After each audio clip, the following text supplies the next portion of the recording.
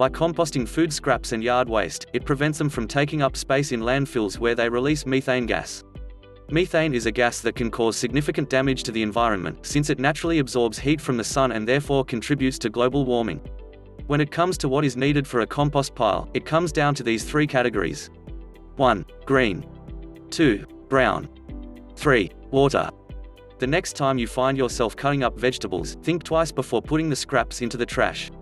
All those green vegetables are ideal and necessary for your compost pile. For example, chopping up green peppers and celery. The same goes for preparing fruit and mowing your lawn.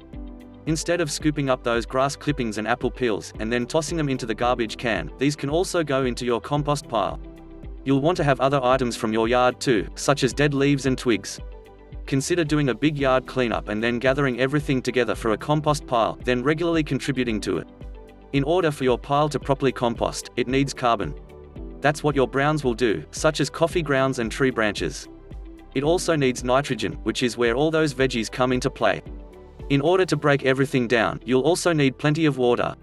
All of these parts should be equal in size, too. While it's a good idea to compost as much as possible, there are certain items that simply cannot be composted. For example, you should refrain from composting anything that contains dairy. This will cause your compost pile to give off a horrid smell, which in turn will attract insects and rodents. Other scraps that have the same problem are fats, meat and bones. Even though human waste is something used in fertilizers, you shouldn't try to compost pet waste. These may very well contain viruses that are dangerous to humans.